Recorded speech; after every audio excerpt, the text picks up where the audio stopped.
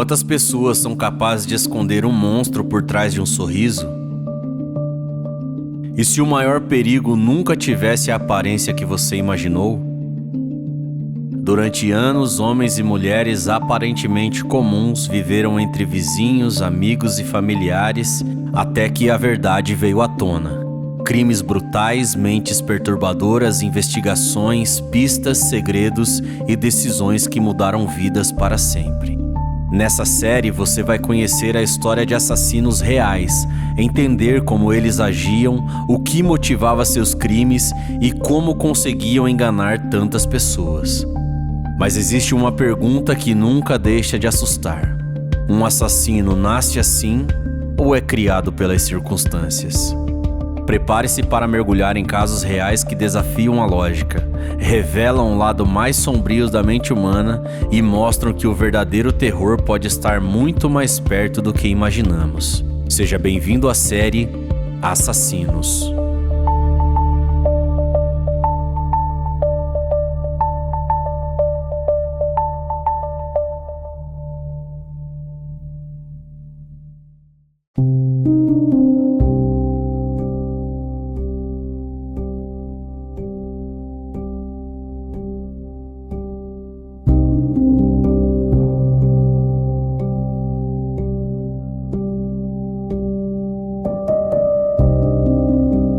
Em uma cidade que nunca dormia, onde avenidas lotadas, buzinas e prédios escondiam milhares de histórias anônimas, um homem comum começou a transformar um dos maiores centros urbanos do Brasil em um cenário de medo, luto e paranoia.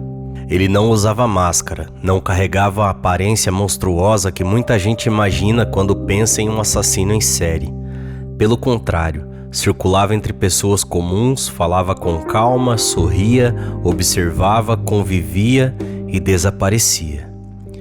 Durante meses, mulheres jovens sumiram sem deixar explicações claras, enquanto a cidade tentava entender se aqueles casos eram coincidências cruéis ou peças de algo muito maior. Quando a polícia finalmente começou a ligar os pontos, já era tarde demais para várias vítimas. E o mais perturbador de tudo talvez não tenha sido apenas o número de mulheres atacadas, mas a forma como ele se aproximava delas, como criava confiança em poucos minutos e como usavam dos lugares mais verdes e silenciosos de São Paulo como palco para crimes tão brutais. A pergunta que começou a assombrar investigadores, famílias e toda a opinião pública era simples e terrível ao mesmo tempo. Como um homem aparentemente comum conseguiu agir tantas vezes no coração da maior cidade do país sem ser detido antes? Hoje vamos contar a história de Francisco de Assis Pereira, o maníaco do parque. Eu sou o Brunão. Seja muito bem-vindo a mais uma história aqui no canal. Aqui a gente mergulha em casos reais, histórias intrigantes e mistérios que desafiam a lógica. Hoje damos continuidade à série especial dedicada a alguns dos assassinos mais conhecidos e controversos da história. Ao longo dos episódios vamos mergulhar em casos reais que chocaram o mundo, explorar as investigações e os mistérios e os motivos por trás dos crimes e os detalhes que muitas vezes ficaram escondidos por anos. Prepare-se para conhecer histórias perturbadoras, decisões que mudaram destinos e acontecimentos que até hoje despertam debates e perguntas sem respostas. E antes de começarmos, não se esqueça de deixar o seu like e se inscrever no canal para não perder nenhum episódio.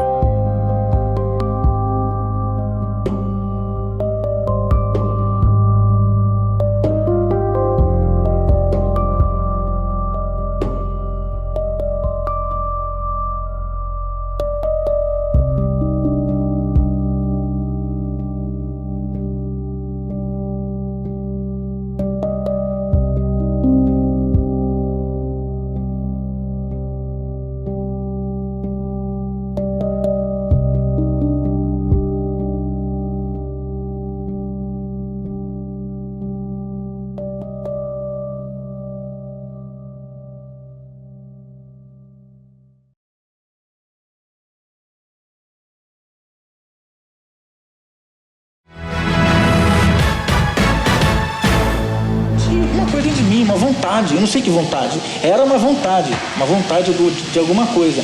E eu saía como se fosse para caçar alguma coisa.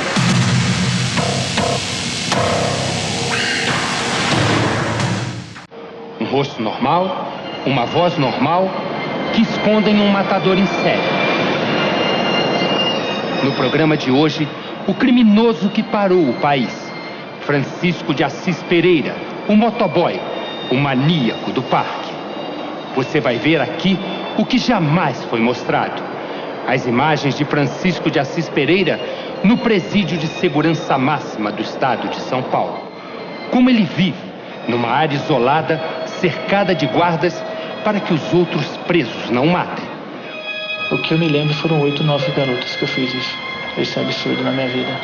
Não podem ser mais, Francisco? Não Tem pode. certeza absoluta? Acredito que sim. Acredita ou tem certeza? Não posso dizer que eu tenho certeza.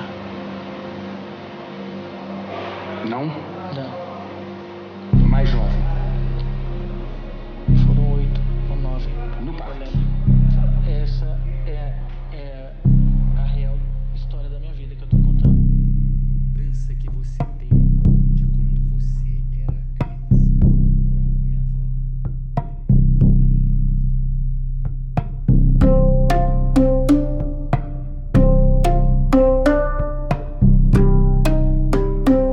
Francisco de Assis Pereira nasceu em 29 de novembro de 1967, no interior do estado de São Paulo, e décadas depois seu nome ficaria marcado de forma permanente na memória criminal do Brasil.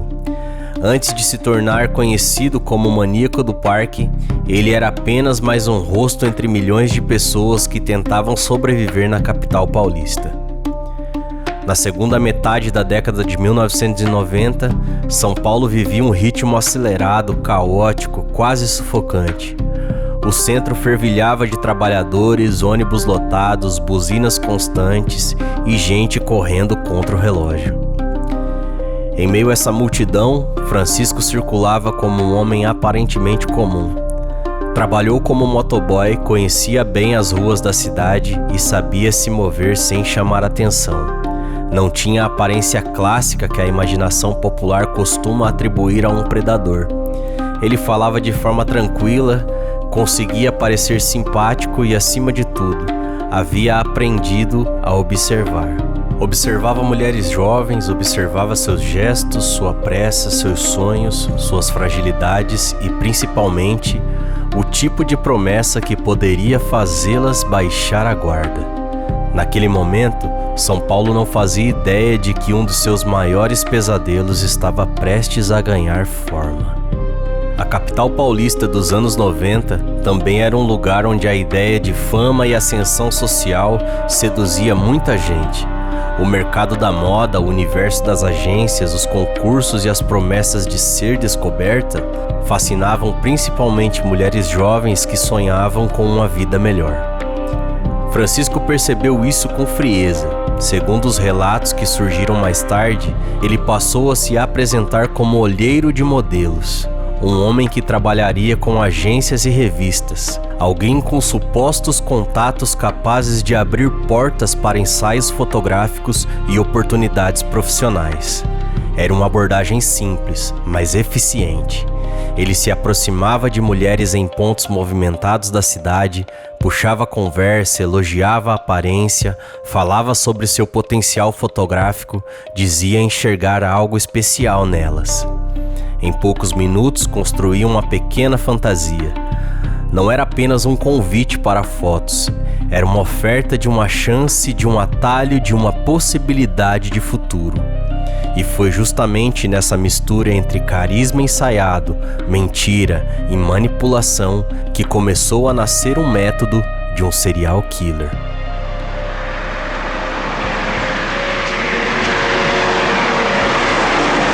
Quarto do Estado, Zona Sul de São Paulo, 6 da tarde.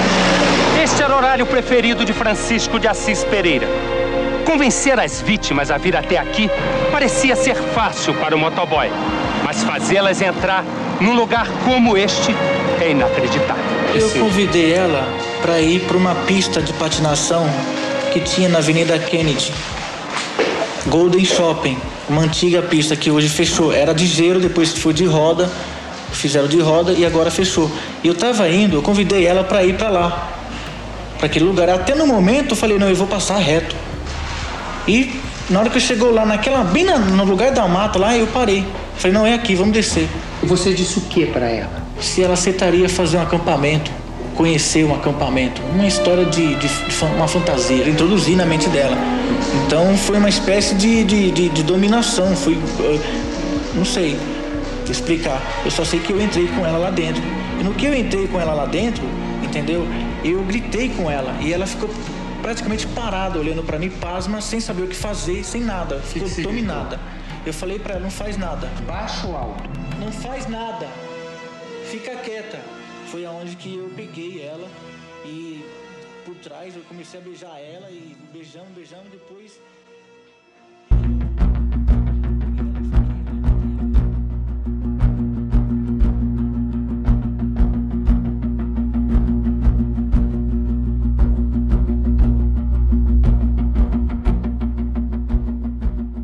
Enquanto isso, uma área da cidade passava a ser associada silenciosamente ao horror. O Parque do Estado, localizado na zona sul de São Paulo, cercado por matas e trechos isolados, tornou-se um cenário central dos crimes. À primeira vista, o local poderia transmitir a ideia de refúgio verde em meio ao concreto, um espaço distante do barulho urbano. Mas, para Francisco, aquele ambiente representava outra coisa: isolamento, vulnerabilidade e dificuldade de reação. Era um espaço ideal para conduzir vítimas sem levantar suspeitas imediatas. A mata abafava sons, escondia corpos e atrasava descobertas. O contraste era cruel. Do lado de fora, a cidade seguia com a sua rotina normal. Dentro daquele cenário de árvores, barros, folhas secas e trilhas silenciosas, uma sequência de crimes começava a se desenhar. O que ninguém sabia naquele início era que o padrão não surgiria de uma vez. Ele apareceria em pedaços. Um desaparecimento aqui, um corpo ali, um resto estranho acolá, sempre com um intervalo suficiente para confundir a percepção de quem olhava o caso de fora. Os primeiros indícios de que algo muito grave estava acontecendo vieram justamente por meio de fragmentos. Mulheres jovens começaram a desaparecer. Algumas saíam para trabalhar, outras eram vistas no centro da cidade, outras ainda haviam comentado sobre um suposto teste fotográfico ou encontro relacionado a oportunidades de modelo. Em uma metrópole como São Paulo, desaparecimentos nem sempre eram imediatamente tratados como parte de uma mesma engrenagem. Havia famílias desesperadas, boletins de ocorrências, buscas improvisadas, relatos espalhados, telefonemas, esperança e logo depois, um silêncio devastador. Em certos casos, os corpos seriam encontrados em áreas de mata, já em avançado estado de decomposição. Em outros, a identificação levaria tempo. O medo ainda não tinha nome, mas começava a ganhar forma. A imprensa falava em jovens mortas, em circunstâncias brutais, em suspeitas ainda vagas. A polícia começava a montar um quebra-cabeça com peças espalhadas por delegacias diferentes. Em algum lugar da cidade, o homem responsável por aquela trilha de dor continuava andando livremente, como se não tivesse deixado rastro algum.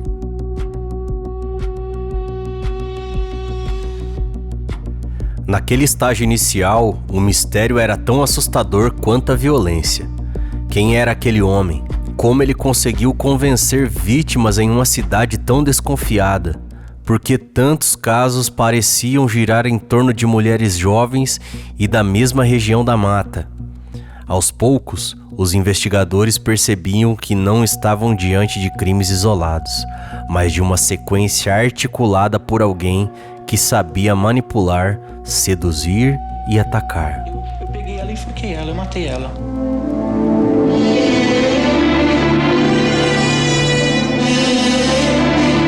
Como é matar por amor? É um amor satânico pra mim.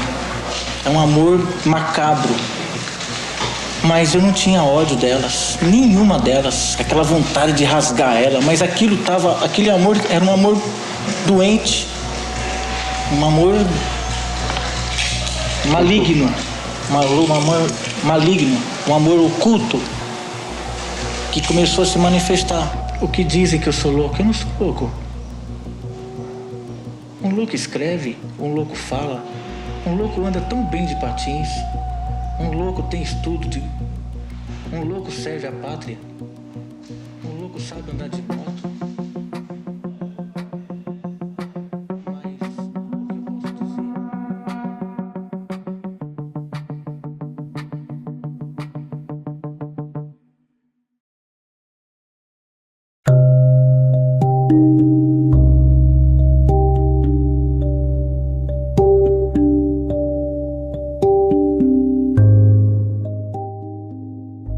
O nome de Francisco de Assis Pereira ainda não ocupava as manchetes, mas a sombra do homem que mais tarde seria chamado de maníaco do parque já começava a se espalhar por São Paulo, e o que parecia assustador no início, logo se revelaria apenas uma superfície de uma história muito mais cruel, porque as próximas descobertas mostrariam que ele não só escolhia suas vítimas com cuidado, como também repetia o ritual que transformaria o caso em um dos episódios mais chocantes da crônica policial brasileira. Mas afinal, quando os desaparecimentos deixaram de ser casos separados e passaram a apontar para um predador em série escondido no coração da cidade?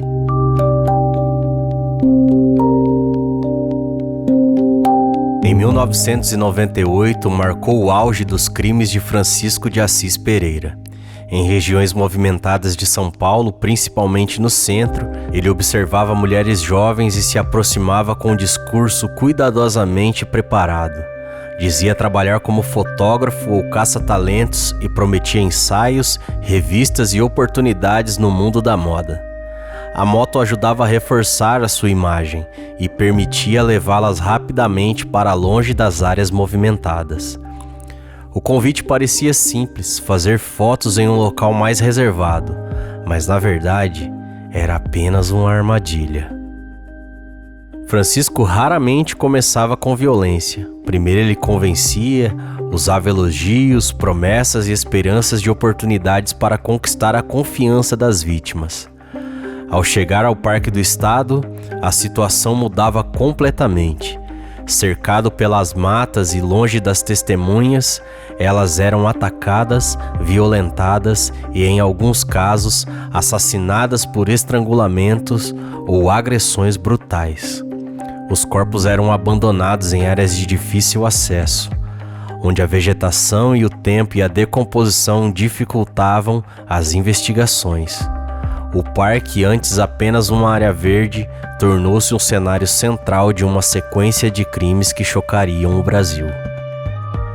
Entre as vítimas estavam Patrícia Gonçalves Marinho, de 24 anos, desaparecida em 17 de abril de 1998 e encontrada morta em 28 de julho, no Parque do Estado.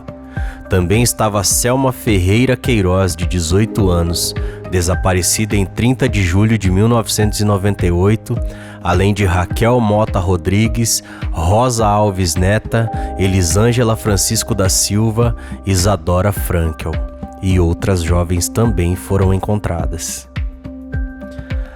O caso representava um padrão cada vez mais claro, uma abordagem enganosa, o desaparecimento, a violência e os corpos encontrados no meio da mata. A cada novo nome, ficava mais evidente que São Paulo não enfrentava um assassino ocasional, mas um predador em série. A investigação avançou graças também às mulheres que conseguiram sobreviver. Seus relatos descreviam um homem que se apresentava como fotógrafo ou olheiro. Usava uma moto e levava as vítimas para locais isolados. Com essa informação, a polícia conseguiu identificar padrões e produzir retratos falados. O rosto do suspeito começou a aparecer em jornais, na televisão e nas delegacias. O homem ainda estava livre, mas já não era invisível. Enquanto a polícia reunia novas pistas, testemunhos e objetos ligados às vítimas, a fachada de Francisco começava a desmoronar.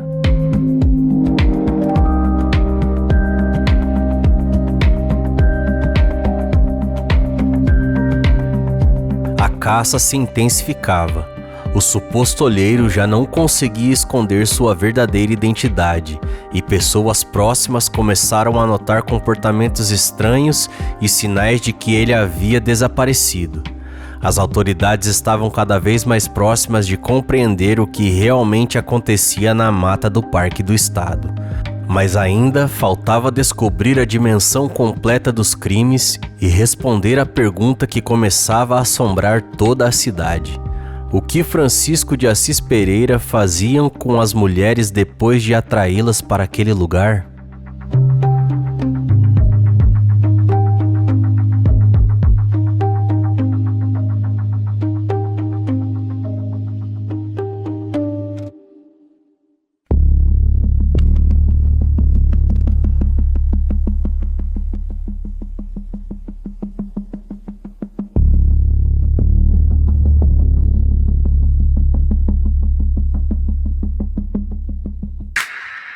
À medida que a investigação avançava, o caso deixava de ser apenas a busca por um assassino e revelava uma sequência de crimes que chocava até os policiais mais experientes.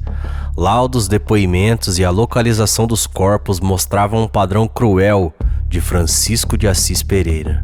Ele atraía mulheres ao Parque do Estado com promessa de ensaios fotográficos e oportunidades. No local isolado, elas eram atacadas, violentadas e, em muitos casos, mortas por estrangulamentos ou agressões de extrema brutalidade. Relatos e reportagens da época descrevem espancamentos, violência sexual e marcas que demonstravam não apenas intenção de matar, mas de dominar completamente as vítimas. Os corpos eram abandonados na mata, expostos ao tempo e à decomposição, dificultando a identificação e atrasando a investigação. Cada descoberta reforçava que não eram crimes isolados, mas um comportamento repetitivo, metódico e predatório. O mais angustiante era perceber que enquanto os crimes aconteciam, Francisco mantinha uma rotina aparentemente normal. Conversava, trabalhava, circulava pela cidade, inventava histórias como se levasse uma vida dupla. Para muitos, a maior pergunta era como alguém conseguia matar repetidamente e agir como uma pessoa comum no dia seguinte. A resposta parecia estar na sua capacidade de manipulação.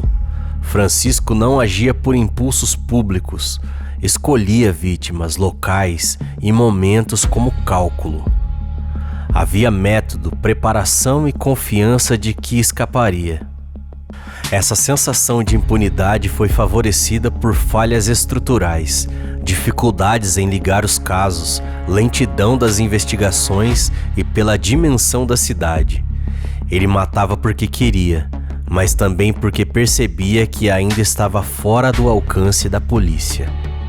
A situação começou a mudar quando sobreviventes, reconhecimentos, retratos falados e comportamentos suspeitos passaram a apontar para Francisco de Assis Pereira. Surgiram informações sobre um motoboy que abordava mulheres oferecendo ensaios fotográficos e que correspondia ao retrato produzido pelas vítimas. Quando a polícia investigou seu trabalho e sua rotina, encontrou ainda mais indícios. Francisco desapareceu. Abandonou o emprego, deixou sinais claros de fuga e objetos que aumentaram as suspeitas. Para os investigadores, sua fuga não era reação a uma falsa acusação, mas o comportamento de quem percebia que o cerco havia se fechado. Seu rosto já era conhecido, a imprensa divulgava o caso diariamente e o homem que prometia fama às vítimas tornou-se o fugitivo mais procurado do país. A investigação entrava em uma fase mais tensa. O serial killer que transformou a mata do Parque do Estado em um cemitério clandestino sabia que estava sendo caçado e decidiu fugir. A dúvida deixou de ser apenas para onde ele tinha ido. A pergunta era ainda mais assustadora. ele pararia ou mataria novamente. O caso deixava de ser apenas uma investigação de homicídios em São Paulo e se transformava em uma caçada nacional, envolvendo pistas, fronteiras, identidade falsa, denúncia e uma corrida contra o tempo. Seria durante essa fuga que a máscara de Francisco de Assis Pereira finalmente cairia, revelando sua confissão e a verdadeira dimensão dos crimes? Mas antes do desfecho, restava a etapa mais angustiante. O maníaco do parque ainda estava vivo, foragido e tentando desaparecer. A grande pergunta era: quem o encontraria primeiro? A polícia ou a próxima tragédia?